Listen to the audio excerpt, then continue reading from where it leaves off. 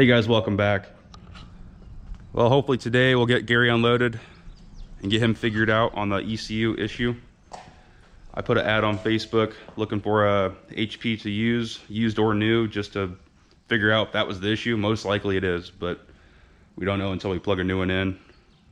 So I'd like to give a shout out to Fuzz. This thing came from Massachusetts. I mean, heck, it traveled 1,300 miles in 2 days to get here.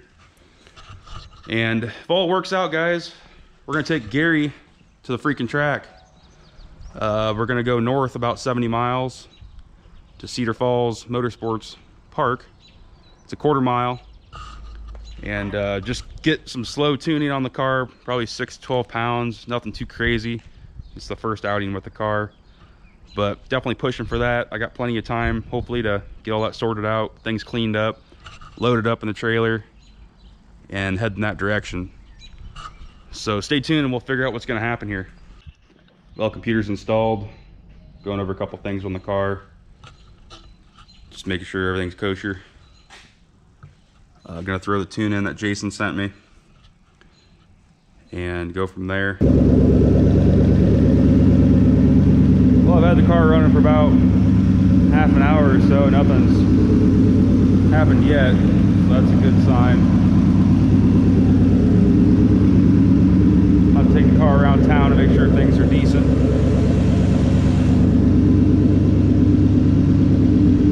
But well, so far it looks like we can go to the track. Let's see what happens here. Alright guys, just sitting here letting the car cool off before I go down the road here and back. The car's doing just fine, has not died at all. It's been running over an hour. Car may need a thermostat. It does get warm over time. It's not holding enough back. It's just free flowing too much, but it's not horrible. But just trying to get the temperature down to 170 or so, and we'll head down the road here, do a data log or two.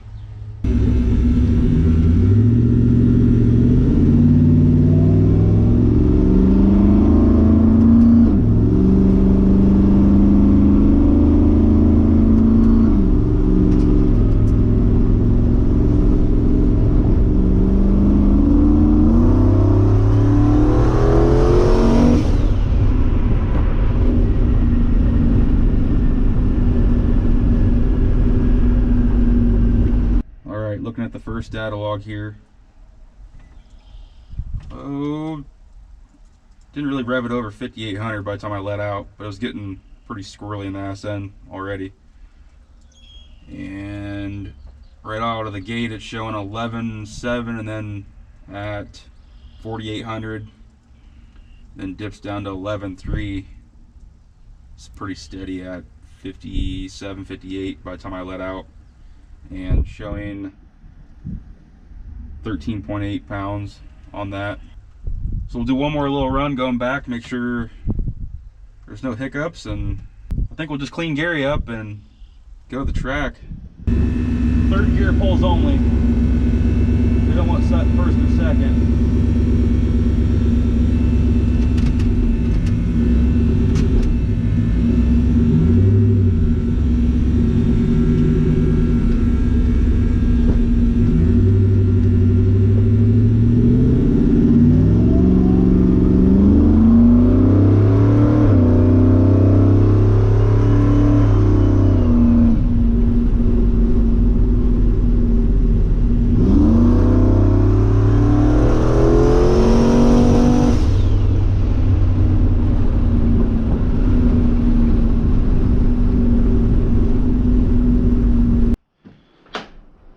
Car's loaded up, strapped down, laptop, extra springs because Speed Shed thinks I need more boost, and some more fuel. And I think we're ready. Get my safety equipment and go make some passes.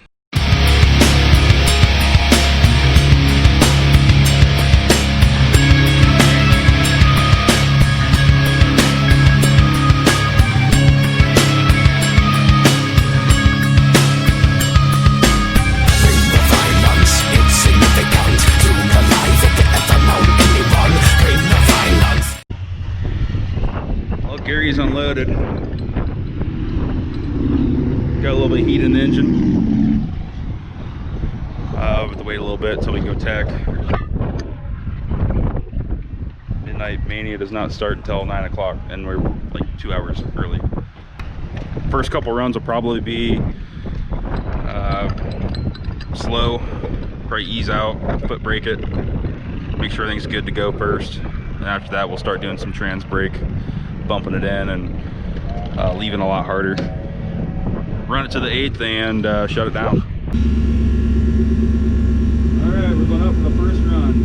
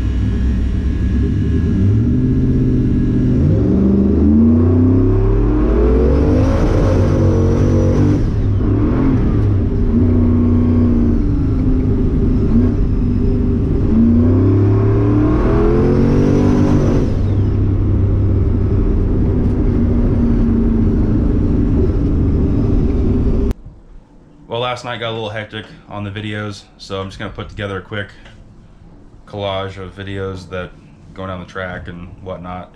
But as you'll see, I've had some issues with some spark blowout on the plugs. I thought I had them gapped. Should have double checked, but I've been so anxious to get the computer working, I forgot to apparently gap them. 26 thousandths is just a hair snug. 25 just fits right in it fine. That's way too big of a gap. The last 2 runs in the videos will be my full passes, and we'll go over the times and stuff later.